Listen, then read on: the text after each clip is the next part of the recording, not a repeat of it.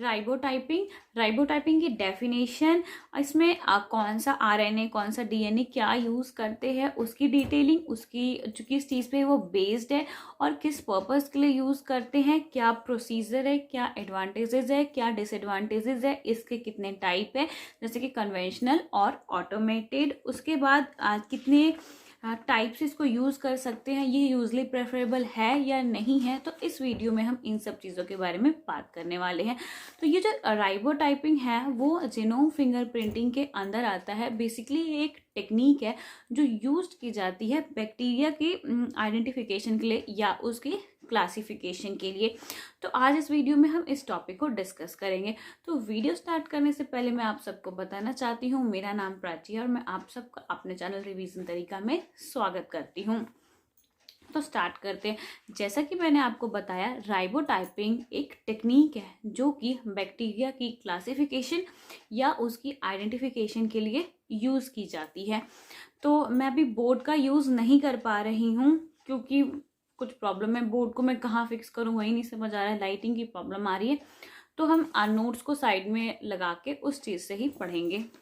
तो राइबोटाइपिंग, तो first of all हम अंडरस्टैंड करेंगे मीनिंग ऑफ राइबो का मीनिंग ही क्या होता है। राइबो टर्म से जैसे हमें दिमाग में आएगा, अगर हम सेल बायो या कुछ भी देखें तो राइबोसोमल या राइबोसोम ऐसा हमें कुछ याद आएगा।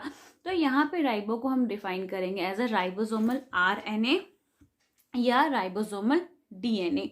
उसके बाद टाइपिंग इन जनरल यहाँ पे मतलब उसकी क्या डिस्क्रिप्शन है, क्या नॉमेनक्लेचर है, उस चीज़ को हम समझेंगे। तो यहाँ से हमारे पास क्लियर होता है राइबो टाइपिंग का मतलब। राइबो मीन्स राइबोसोमल आरएनए भी हो सकता है, राइबोसोमल डीएनए भी हो सकता है, और टाइपिंग का मीन्स उसकी क्या डिस्क्रिप्शन है, क्या आइडेंटिफिकेशन है। उसके बाद इसमें क्या होता है, जो भी हमारा राइबोसोमल आरएनए है, राइबोटाइपिंग करने के लिए हम इसमें राइबोसोमल डीएनए या राइबोसोमल आरएनए है उसमें से किस पार्ट को चूज करते हैं ये हमें देखना है। तो जो राइबोसोमल हमारा डीएनए होता है, मतलब ये आरएनए कह लो, वो क्या होता है, ये यूनिवर्सली प्रेजेंट होता है, लार्ज होता है, स्टेबल होता है, और इसमें जो क्या होता है सबसे मेन चीज़ वो सीक्वेंस कंजर्वेशन होता है। इस पॉइंट को हम फर्दर थोड़ी देर बाद डिटेल में एलोबरेट करेंगे। ये यहाँ पे मैंने एक ब्रीफ दिया था कि हम इसे क्यों यूज़ करते हैं, तो इस पॉइंट को हम फर्दर डिस्कस करेंगे। तो अब हम पहले बात करते हैं इसकी डेफिनेशन की। तो राइबोटाइपिंग को किस तरह डिफाइन कर सकते हैं। तो राइबोटाइपिंग क्या है, जो मैंने नोट्स लिखे हैं मैं वहाँ से आपको करवा रही हूँ। तो ribotyping is the identification and classification of bacteria. Ribotyping क्या है, जैसा कि मैंने आपको स्टार्टिंग में बताया, राइबोटाइपिंग एक मेथड है या एक टेक्निक है जिसकी हेल्प से हम बैक्टीरिया को आइडेंटिफाई कर सकते हैं और उसको क्लासीफाई कर सकते हैं। किस बेसिस पे, based on polymorphism in taxon specific signature levels of universal and highly conserved ribosomal RNA molecules. अगर आप सिग्नेचर लेवल्स कह सकते हैं या सिग्नेचर मार्कर कह सकते हैं। इस वर्ड को अगर आप नहीं जानते तो आपको पिछली वीडियोस देखनी चाहिए जिसमें ट्रांसलेशंस वगैरह पढ़ते हैं। जैसे कि आपको पता होगा जो साइन डिल्गेर्नो सीक्वेंस होता है हमारा, वो क्या होता है, हमेशा इवोल्यूशनरी कंजर्व होता है, जो कि हमारा एमआरएनए के साथ कंबाइन होता है ट्रांसक्रिप्शन के टाइम पे। तो जो हमारा साइन डिल्गेर्नो सीक्वेंस होता है उसको ही हम एज अ सिग्नेचर सीक्वेंस लेते हैं राइबोटाइपिंग के केस में, जिसकी हेल्प से हम अपनी बैक्टीरिया की आइडेंटिफिकेशन और क्लासिफिकेशन करते हैं। उसके बाद आता है हमारा सिग्नेचर लेवल्स क्यों लेते हैं, मैंने आपके साथ डिस्कस कर ही लिया। Universal and highly conserved RNA molecules of their gene. RNA molecules में जितने भी जो जीन होते हैं वो जो सिग्नेचर लेवल्स वो बहुत ही ज़्यादा कंजर्व्ड होते हैं।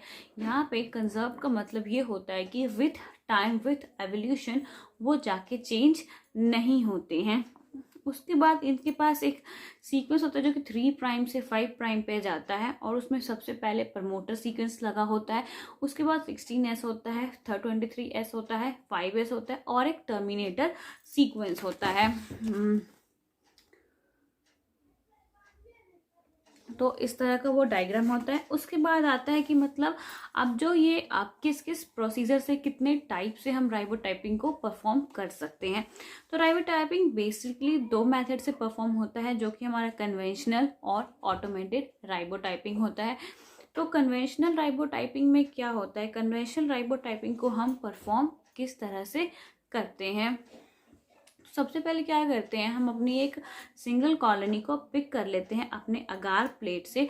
उसके बाद उसकी जीनोमिक एक्सट्रैक्ट करते हैं, उसकी जीनोमिक डीएनए को एक्सट्रैक्ट करने के बाद हम रिस्ट्रिक्शन डाइजेशन करते हैं। रिस्ट्रिक्शन डाइजेशन होने के बाद हम उसके ग्रॉस जेल इलेक्ट्रोफोरेसिस करते हैं। उसके बाद सदन ब्लॉटिंग करते हैं। सदन ब्लॉटिंग में हम क्या करते हैं, प्रॉप की प्रिपरेशन करते हैं, पीसीआर एम्प्लीफिकेशन करते हैं आरएनए ऑपरॉन की, या उसके बाद हम उसकी रेडियो लेवलिंग करते हैं। ये हम सदन ब्लॉटिंग के अंदर करते हैं। तो इस तरह से हम अपने डिटेक्टर की हेल्प से हमें पता चल जाता है जो चीज़ हम फाइंड करना चाह रहे हैं। उसके बाद आता है हमारे पास ऑटोमेटेड राइबोटाइपिंग। ऑटोमेटेड राइबोटाइपिंग क्या है, ये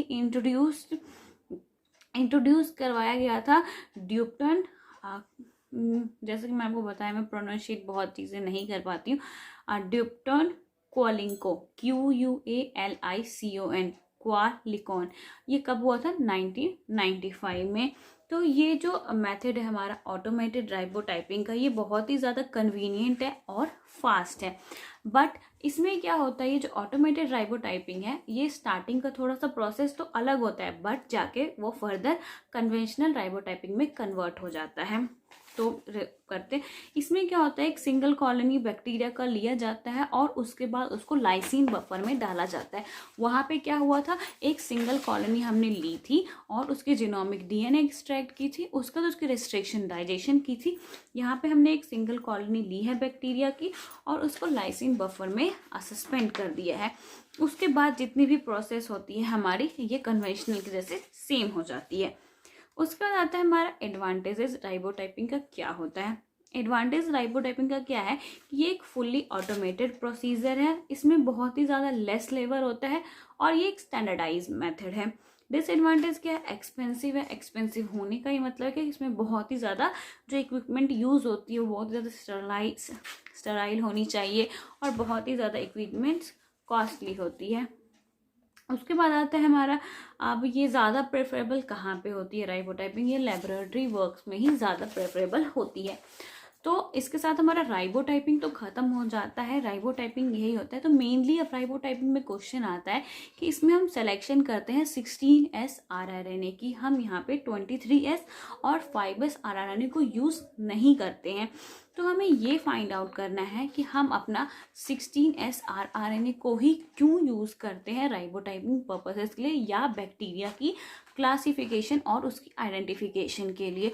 तो इस क्वेश्चन का आंसर हम नेक्स्ट वीडियो में फाइंड करेंगे। तो आज के लिए बस इतना ही, तो मिलते हैं नेक्स्ट वीडियो में। तब तक के लिए थैंक यू, टाटा, बाय। और इसी तरह की वीडियोस पाने के लिए आप हमारे चैनल को सब्सक्राइब कर सकते हैं, ताकि आपको वीडियोस अपलोड होते ही नोटिफिकेशन मिल जाए। तो आज जो हमारा आरएनए सीक्वेंसिंग था उसका मैं एक ब्रीफ इंट्रोडक्शन देना चाहती हूँ। इसमें बेसिकली क्या होता है, जो ये क्वेश्चन होता है ना, ये बहुत ही ज़्यादा फ्रिक्वेंटली आस्क होता है कि हम 16S को ही क्यों लेते हैं। जैसा कि मैंने आपको स्टार्टिंग में बता दिया था कि इसमें जो सीक्वेंस होती है वो कंजर्व्ड होती है और एक जो अप्रोप्रिएट या स्टैंडर्डाइज लेंथ की होती है, इस वजह से इस सब टेक्निक्स को हम यूज़ करते हैं। तो इन सब के भी नोट्स मैंने बना के रखे हैं, तो इन सब की वीडियोस भी जल्दी आएगी। इसके साथ साथ अपने फ्रेंड्स को भी अगर आप ये वीडियोस शेयर करना चाहते हैं तो आप ज़रूर शेयर करें। लाइक के साथ कमेंट करके ज़रूर बताएं कि आपको हमारा वीडियो कैसा लगा।